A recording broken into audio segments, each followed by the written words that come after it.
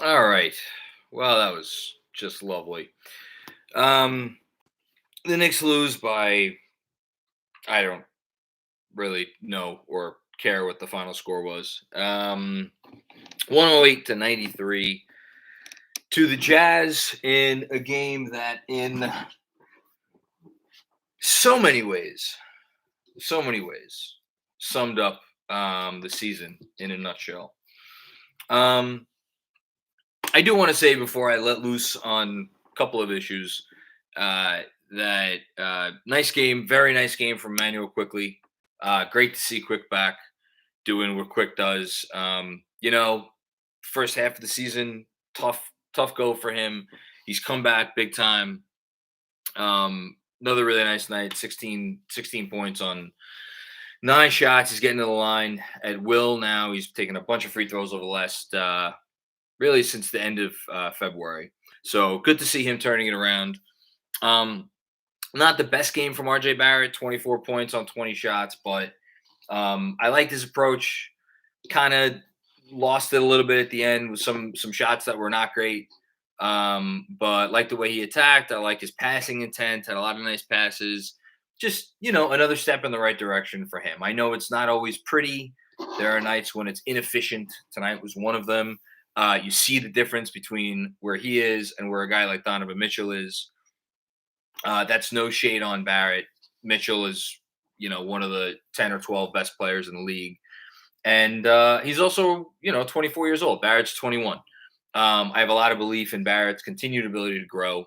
And I thought it was a all-around nice game for maybe a nice game for RJ, but like you take the good stuff when you get it. And I thought there was a lot of good stuff there from RJ. All right, let's get to what everybody wants to talk about, as they should. I'm gonna. So here's the problem, right? It comes down to separating the perpetrator of the crime from the accessory to the crime. And if there is, besides the Kemba thing, which is kind of like, it exists in its own world, and it has to do, the Kemba thing has to do with Tibbs and it has to do with Randle. If you're gonna boil this next season down to one big idea, it is Randle and how much he has just been abysmal in every way, shape, or form that a quote unquote best player on a team can be. And Tom Thibodeau, who I have sat here and defended, much to my detriment, for 71 games now, because I do still believe in my core that he is a good coach. Even tonight, to give up 100. I know the Jazz seemed like they were getting everything. Give up 108 points to this team, like when they hit, a lot of threes. It's the best offense in the NBA. They're really good for a reason. Like, you know, the team hasn't given up on the coach. He has I keep saying it. He gives them a game plan to win with if they execute the game plan on any night. But the way Tibbs has gotten in his own way with his decision making this year, and I know people want to harp on the Burks part of it, whatever. It is what it is. It really comes down to Randle, which is why, again, it comes down to Tibbs and Randle. And where you want to place most of the responsibility, it's a Rorschach test, right? Is it the player who's doing the shit? And we're going to talk about what he's doing, or is it the guy who continues to bring him out there to do it? And it's Groundhog Day, with seemingly no accountability. Julius Randle came out there tonight with the approach of a player who had absolutely no interest of winning this basketball game. And I say that in the specific sense of and this goes back 2 years. I remember the game that he played against Gobert in the Garden 2 years ago when he just drove on Gobert and drove on Gobert and drove on Gobert. He had himself a nice night. I think he had 30 points. And they lost, of course. But like he has a thing against Gobert going back a while, and this was a personal thing for Randle. And you saw play after play after play after play after play of Julius Randle making it about him as opposed to the team. And that's been 71 games now of this shit. Even when Julius Randle has good games, it's about Julius Randle. It's never about the team. It's never about the team. If it was about the team, we would see little things on offense. We would see little things on defense. All the little plays, which is what makes all of us love the bench players so much, because they do all the little. Obi Toppin's not the greatest thing since sliced bread. He's okay. He's a player who's coming along. Doesn't have a jump shot right now. He does some good stuff. He's a real weapon in transit. Like, the reason why the fans cheer his name is because he at least cares about trying to do all the little things.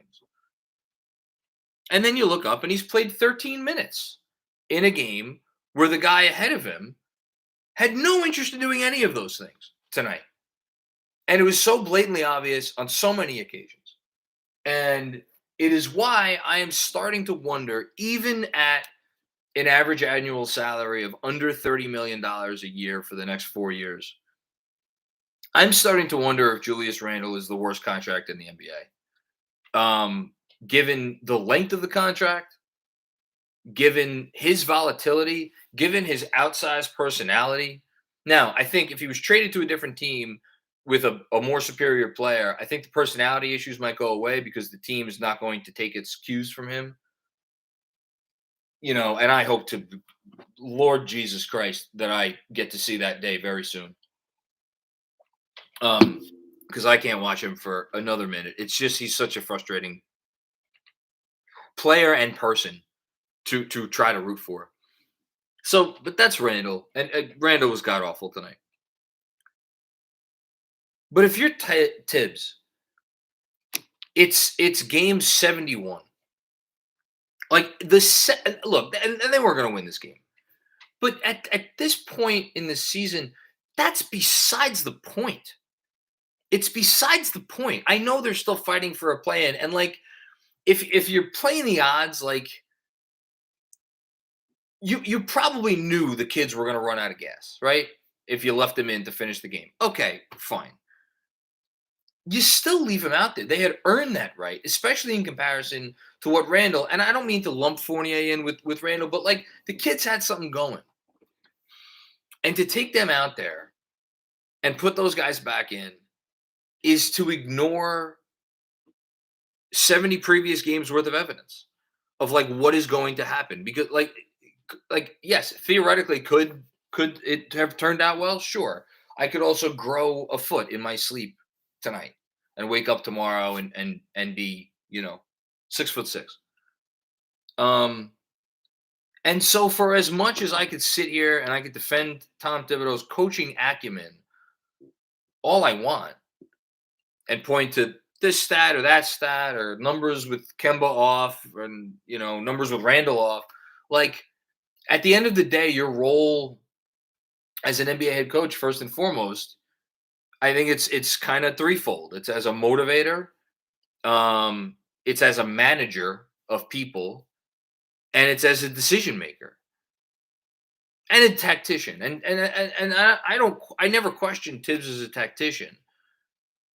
As a manager of people this year, I mean, you look at the Kemba thing, and like, again, with what has happened to Randle, like, that's under Tibbs' umbrella. Now, I've the devil's advocate point is the one I've made many times, which is that, like, well, how would any other coach handle this fucking guy? I mean, bench him for 20, 25 minutes a game. Like, that's really hard to do with a guy who just signed an extension that hasn't even kicked in yet. That's worth almost $30 million a year. I don't know that's the thing I keep coming back to, is I don't know what the hell Tibbs is supposed to do to get Randle to be selfless and play some semblance of team basketball on a regular basis.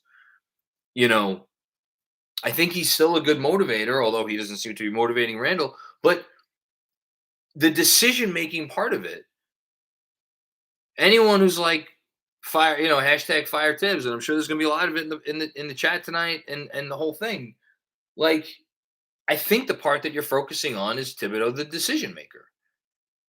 And I don't know that you could point to anything that he's done this year. Well, not anything. I don't know that you could point to the big decisions that he's made this year and say this was a correct decision. And some of that's hindsight's 2020. And I do think that he has used guys in good roles in spots, in ways. I think how he's used RJ Barrett this year has been very good. But it's dreadful. It's dreadful and it's frustrating. And that's why I can't very well sit here and be like, oh, you're not taking into account this. It becomes trite at a certain point. As much as I still believe he's a good coach, but it is literally impossible to sit here and make that argument tonight. So there you go. On that note, let's get to the super chats. Danny Gardner starts us off. Randle seemed determined to not run the offense through RJ in the third when RJ had a hot first half. RJ did have a hot first half. Incredibly frustrating to watch.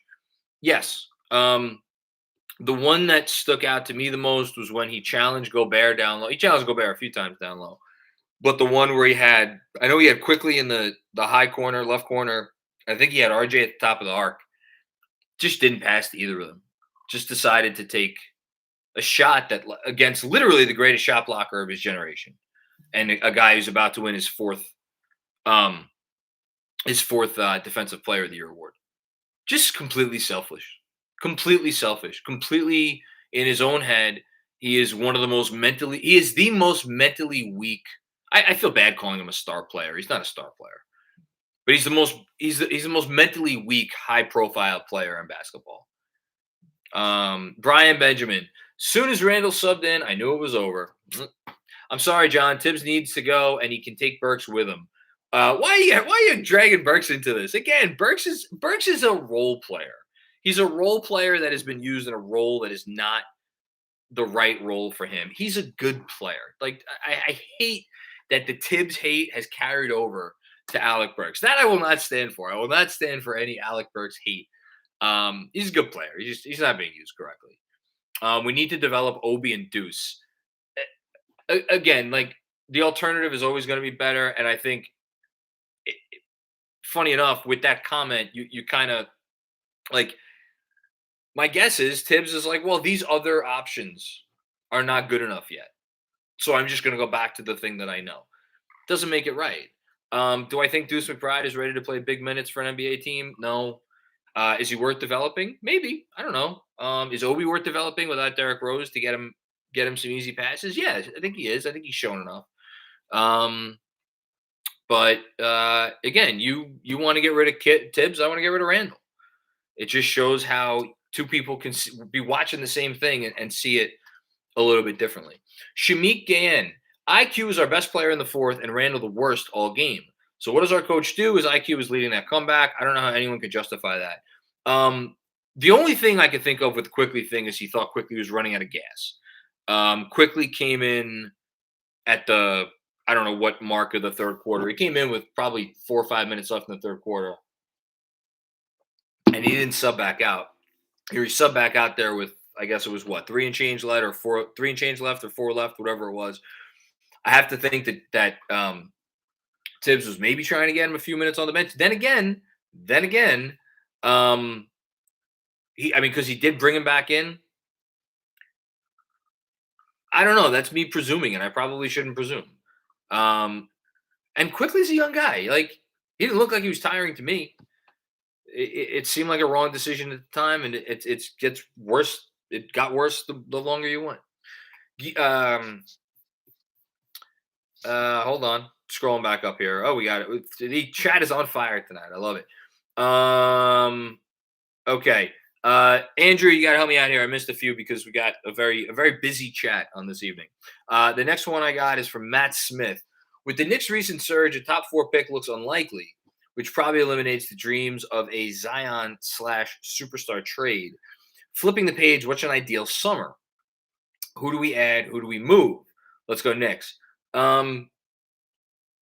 I think an ideal. I mean, if I'm being honest, and I don't think this is recency bias, I think an ideal summer is finding a decent trade for Randle. I think that's my ideal summer. Like yes, you got to get a point guard in here, of course, but like if they don't move on from Randle, and this is something I'm going to be writing about in the newsletter at some point pretty soon. If you don't move on from Randle, whatever point guard you bring in is going to be the third guy on the totem pole, and like a very clear number three, because Randle just dominates so much of the offense, and that's never going to change.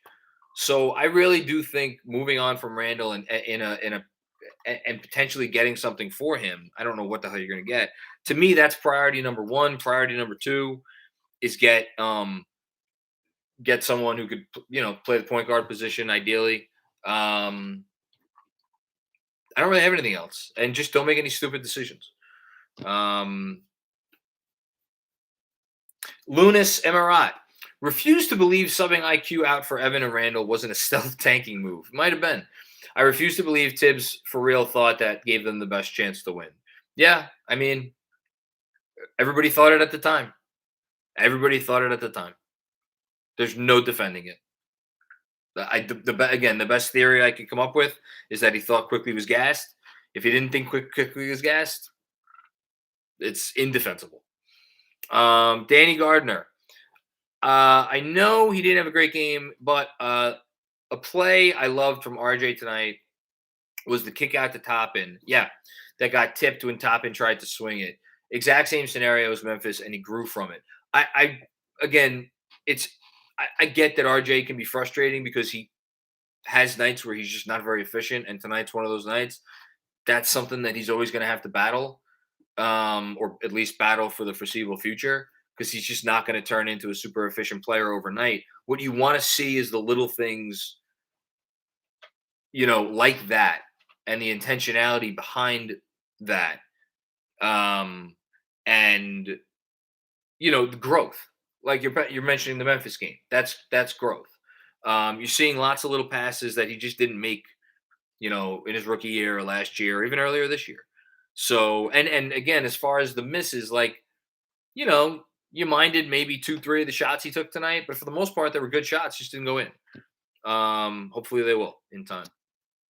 Andrew Chen, let's say Utah is trading Spida this summer. I don't think they're going to trade Spida this summer. He has 3 more years left on his contract. Even if he asked out, I don't see it.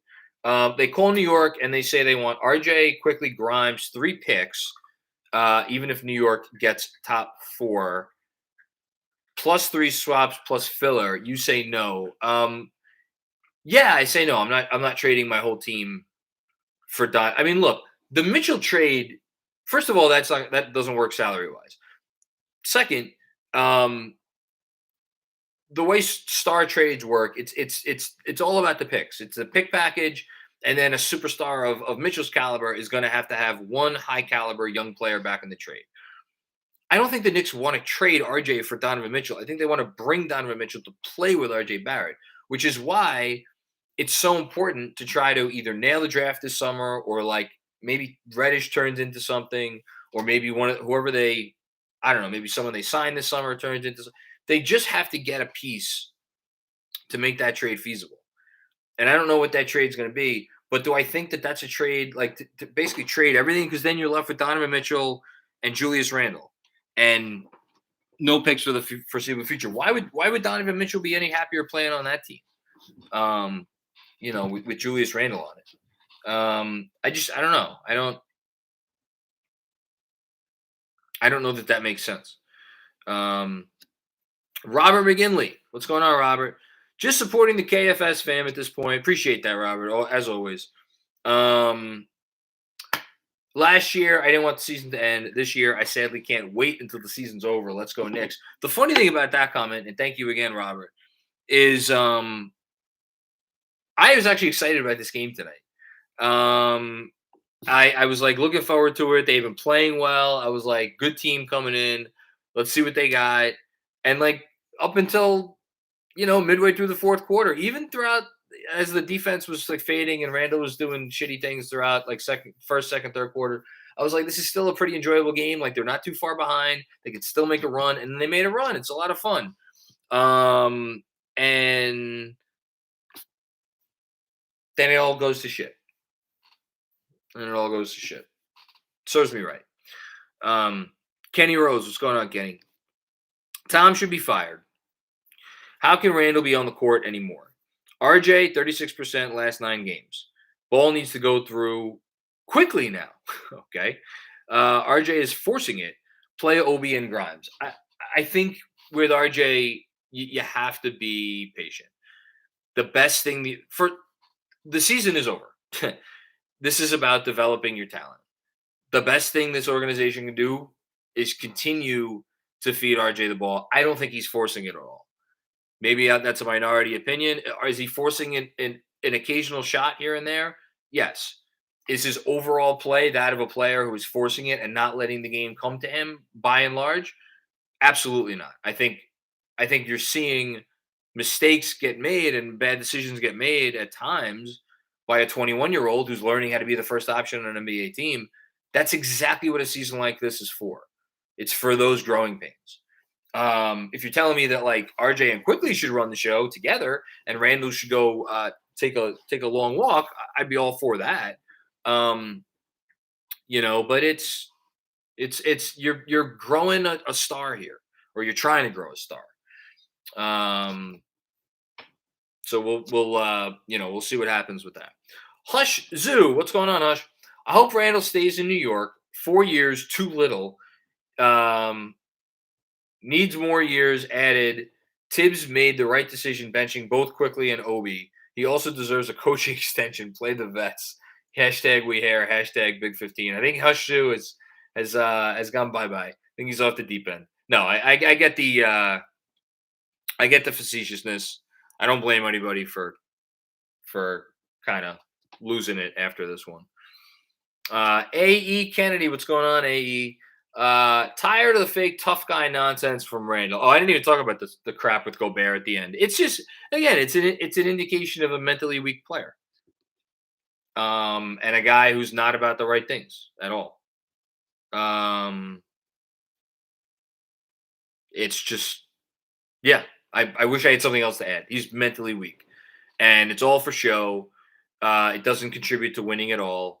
It doesn't contribute to the image of the team. It doesn't contribute to anything good. His attitude is continuing AE Kennedy's comment. His attitude, more than anything else, is the reason he won't last here. He's a horrible teammate. I mean, I don't know what kind of teammate he is, but I think guys like playing with teammates who help contribute to winning, and he's not doing that. And I know he has, as I said, after the last game, I know he has issues with guys on the team because I don't know, maybe he's jealous, maybe he's just angry. I don't know. Justin Wright. I think Tibbs should come back next season, but this has to be his worst season as a head coach. Yeah, I think that's pretty clear at this point that this has been his worst season as head coach. Tibbs has been awful. It's really a shame. Yeah, I mean, if coaching is about all the different things, when you really don't get one of the things correct and you get it very wrong, it kind of overshadows the other stuff that you may be doing well. And I have been more willing to overlook some of those things than most. It just gets really tough after games like this. Yeah. Mark Berman with a tweet. Thibodeau won't answer the simple question of what he thought of Julius's night. He started the answer this way. I thought we fought, but we were a step slow. Then he meandered. Good use of the word meandered, Mark. Juanon, camo and combat boots are on. You can't convince me Tibbs isn't tanking after putting Redacted back in the game. He knew what he was doing. Hopefully Redacted is gone at season's end. I mean, but here's the shitty thing, right? It's tough to tank when you've won 5 of the last 7 games. And you've been kicking the shit out of teams. I know they tried to give the game away against Washington. I think that ship has sailed. I think that ship has sailed. I mean, I genuinely don't know whether people are joking or not, but that ship has sailed. They're gonna finish with the ninth, 10th, maybe the eighth pick. I guess I don't know. Adibambo, Adijobi. I hope I got that right. What is Jericho's ceiling on defense, and how can he grow on offense? He has shown glimpses of playmaking talent. I think he's going to be a really good backup center.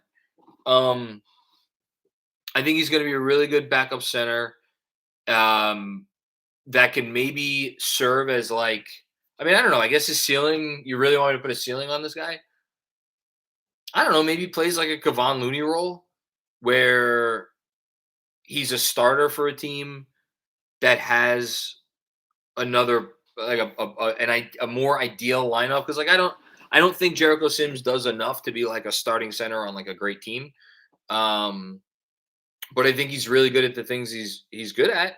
I think he could be he's a good lob catcher. He sets a good screen. I think he has good timing on both ends for offensive rebounds, for blocks. I think he stays down. I think he's got solid promise as a defender. Not really as a switch guy, but like I think he keeps you honest. Yeah, a little bit of playmaking, although not. I don't know what. There's probably a ceiling there. Can he be like Robert Williams as a playmaker? I don't know, maybe. But I'm excited to see him over the next couple of years for sure. Hush Sue. In all seriousness, Mac, can you go on one of these post games and ask Tibbs why he's so fast to call out young kids but not Randle? No accountability. I'm not on the post games anymore because they stopped doing them remotely, and obviously I do this after games, so it's not like I could ask questions. But I also don't need to, because I know the answer.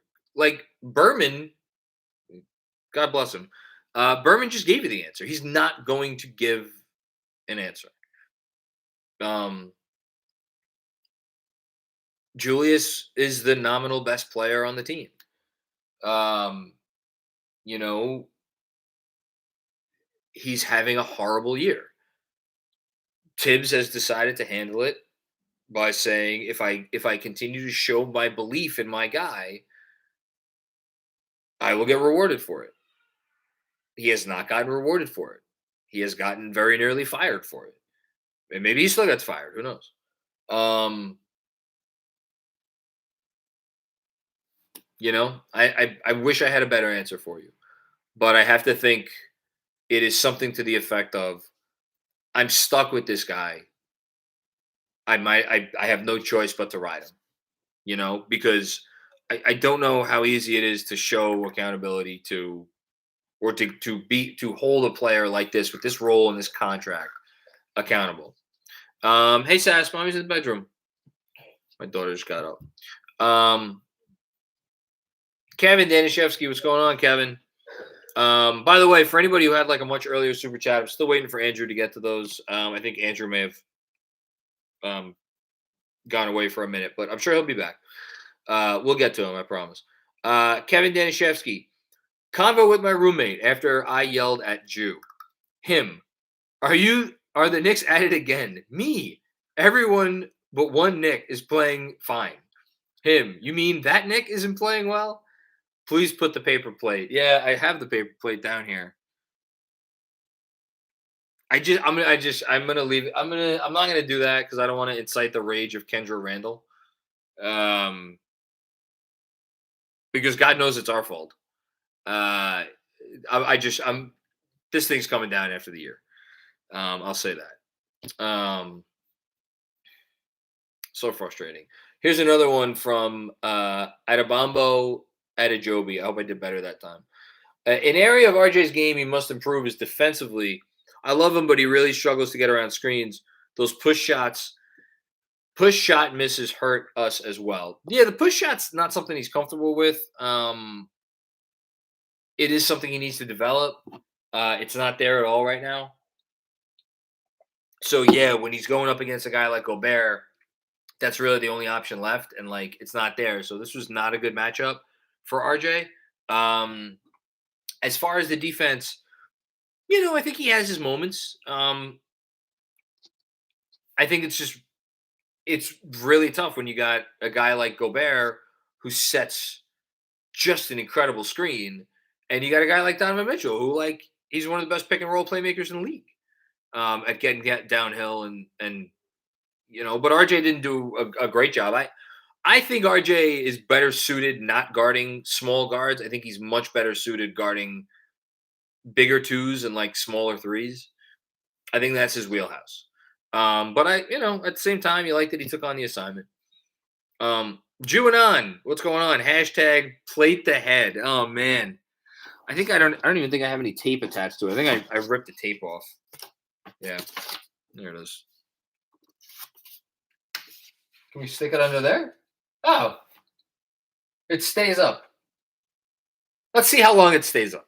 How about we do that? Thanks, Juanon.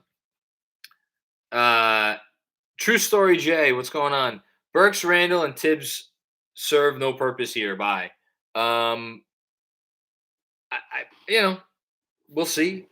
Again, I still don't get how Burks gets lumped in with this. I don't know what has Burks done. I know he hasn't been great, but again, it's not a role that's suited for him. Julius Randle is playing the exact role that he wants to play, and he's being terrible at it. And Tibbs, I've said everything I can say about Tibbs.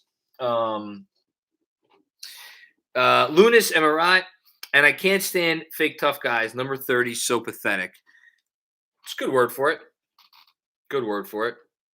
One more from Adabambo Adajobi.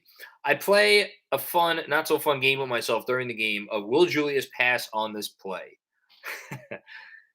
The funny thing is, he has nights where he passes. He really does have nights where he passes. And then a night like tonight, it completely just no attempt at good process. Zero attempt at good process. Just awful.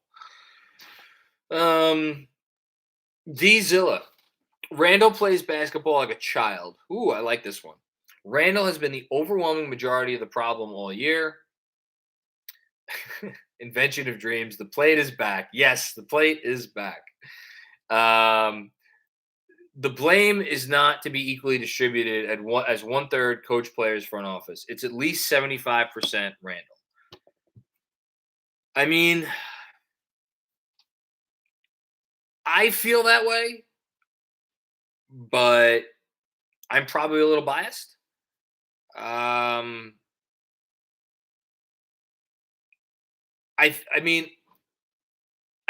a tough question to answer because if Julius Randle had been the version of Julius Randle that we got last year, they'd be at the very least a play-in team, if not a playoff team.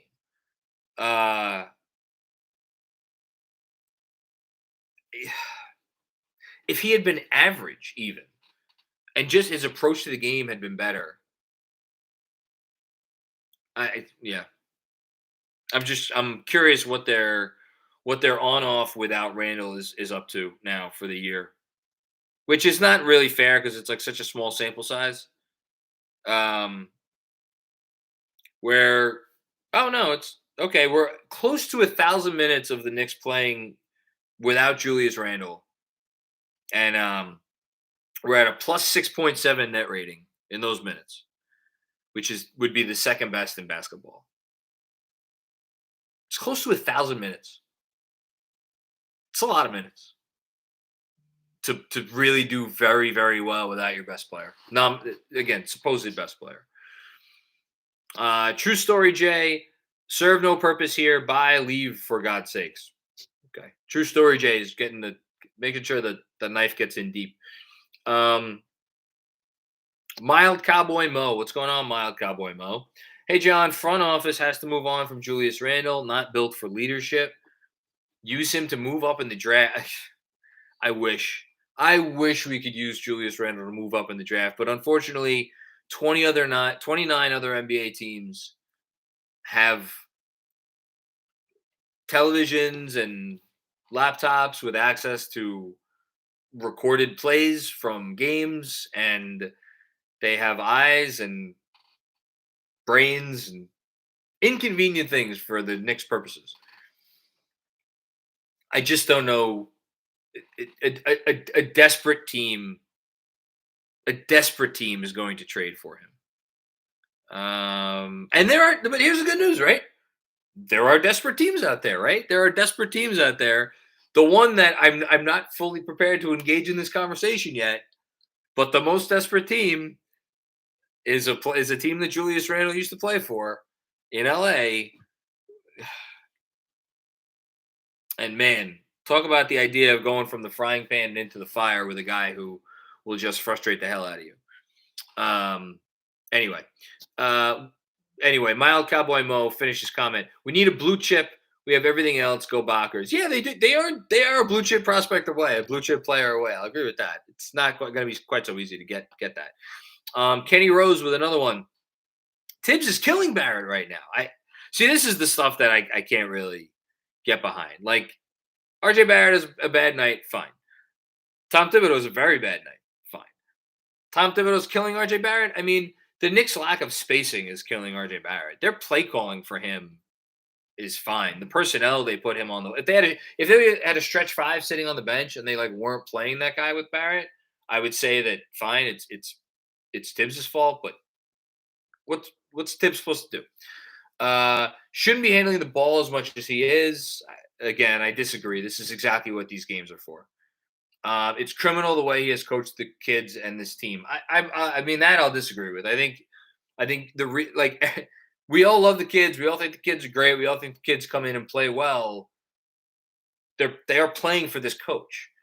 I think the complaint is that he's not playing them more, but they are growing under him and his staff. So again, I don't know how you reconcile those two things. The notion, I'm here for the conversation about Tibbs is not the best coach for these kids. That's fine. That he's killing the kids, not quite sure. I'm there. And again, I get anyone who's frustrated with Tom Thibodeau, and you want to, but I do think that there needs to be some grounding in a little bit of reasonableness.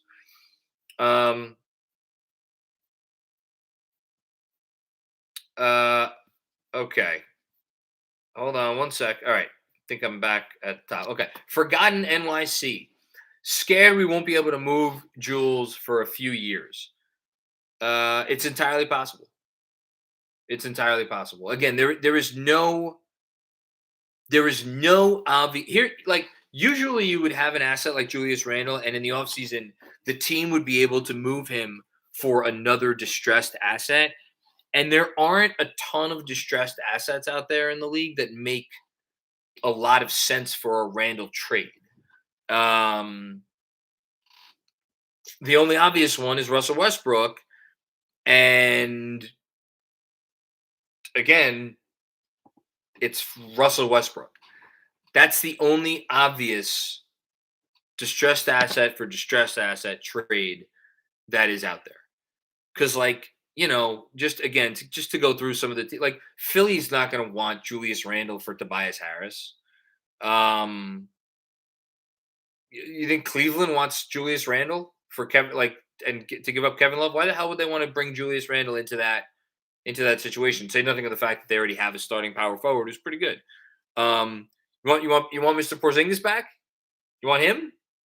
It's these are your options.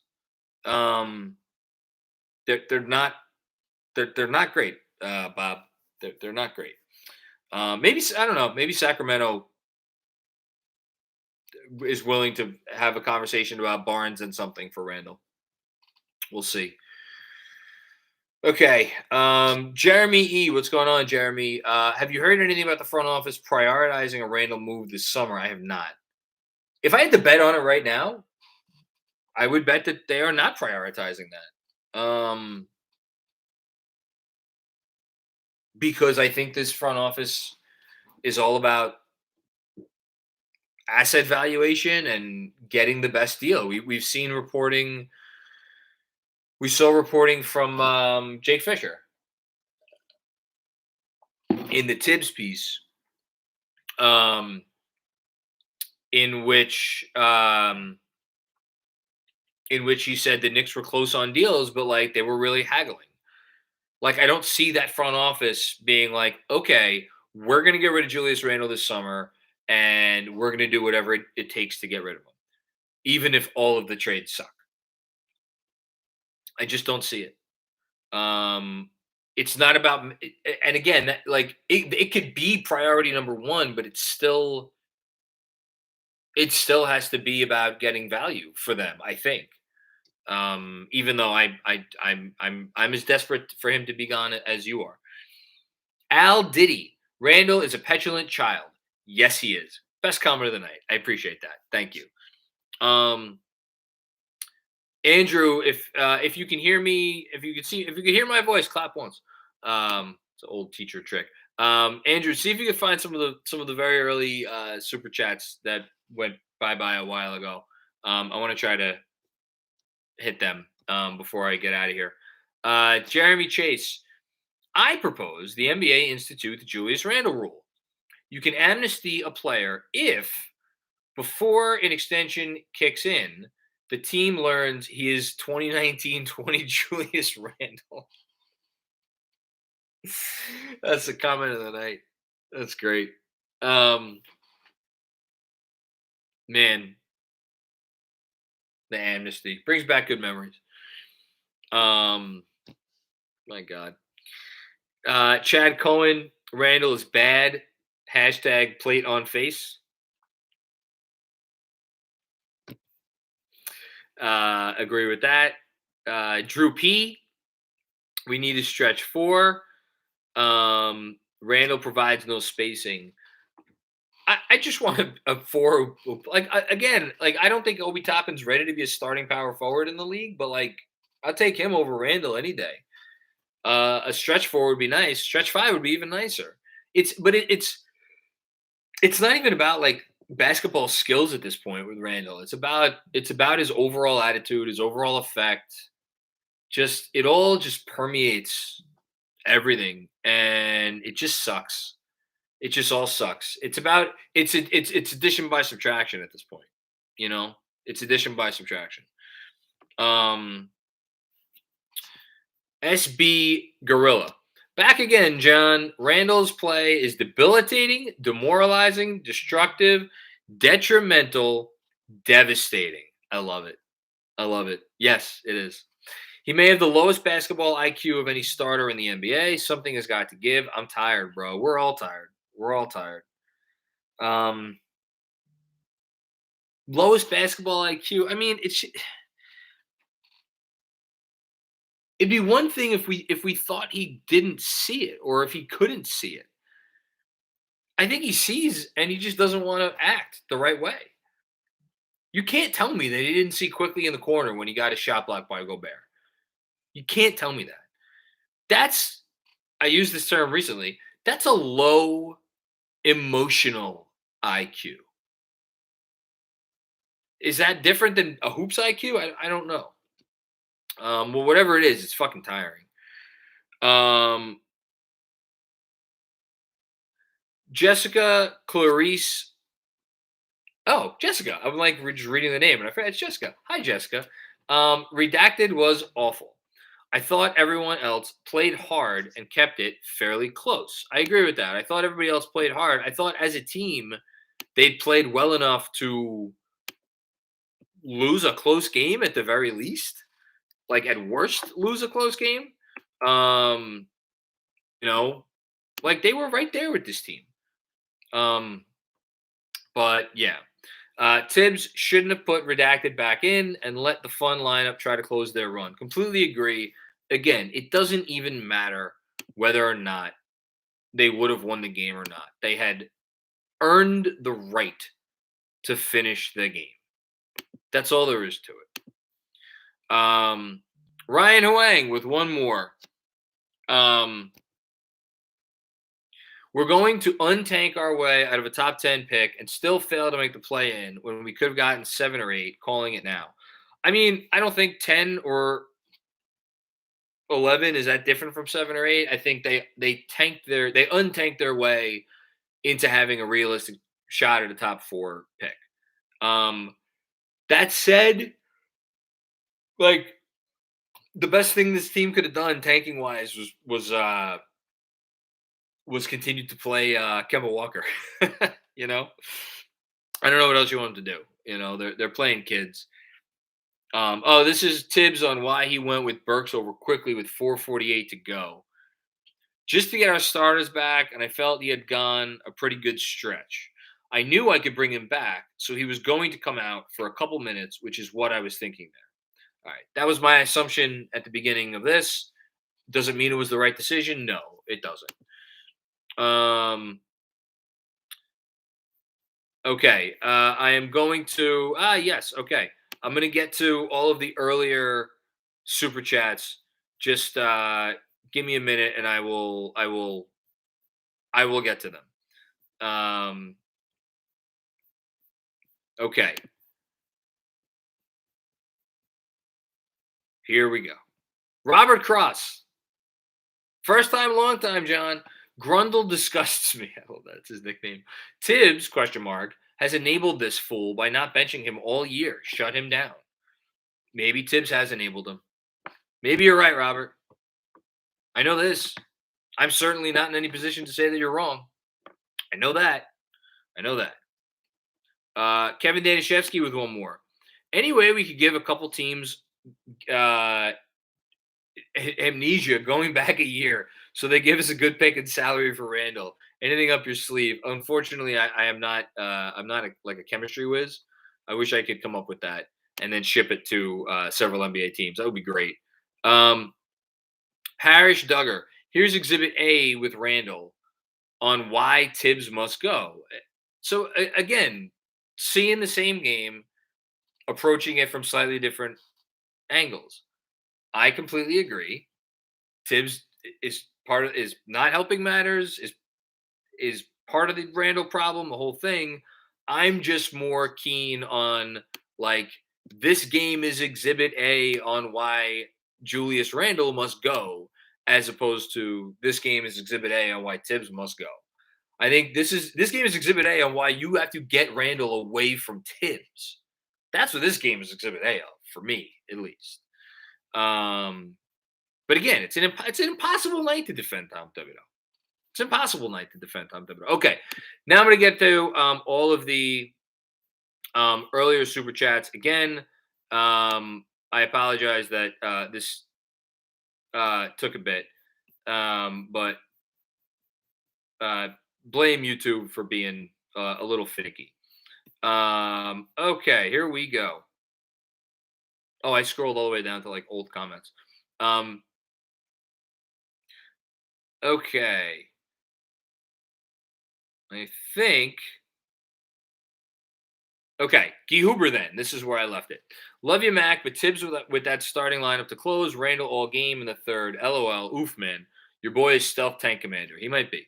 Kevin Danishevsky, this was your original comment. Appreciate all the support as always, my man. Truly. LOL Randle after the game. I think Tibbs came into the league seeing stars that always played hard and had good attitudes. Parentheses. Ewing, Garnett, Derrick Rose. Achilles' heel as a coach is his loyalty, and it's showing. You make a great point about Tibbs' attitude towards stars and his assumption that they're going to give him a certain something, because you could argue that that was his downfall with Karl Anthony Towns, and obviously brought in Butler, and that was a whole other host of issues. And it's certainly been his issue with Randle. You really might be onto something there, Kevin. You really might be onto something. Because there's really no logical explanation for why else he wouldn't attempt to show more accountability. You know? Manny Campos. I'm so sick of Randle's crap that the whole family should just get out of New York. Trade Jew, don't let his wife in the garden, and don't draft his son in 2035. Look, we keep the focus here on Julius Randle, not on his family. I hope I'm, like I said, I don't want Kendra to get mad at me. I'm sure she's a lovely woman. I'm sure his son's a great kid. I would like for them to be happy.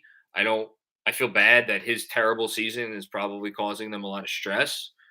But he's in a profession where if you perform badly, you're going to get critiqued. And if you perform badly and then compound it by just blatant decisions that show that you are not in it for the reasons that fans deservedly want their players to be in it, you're going to get on shit on top of the criticism. And that's where we're at with Randle right now. It sucks. Matt Smith, what's going on, Matt? Sorry again, it took so long to get to this. With the Knicks' recent surge, oh wait, no, I got to this. Oh, never mind. So I didn't miss that much. Great. Okay, I'm all caught up. Fantastic. Thank you for your patience. I'm sorry, there was a couple of comments. It took me a while to get to. All right, we have been talking about this abomination of a game for 50 minutes. That is probably 45 minutes too long. Man.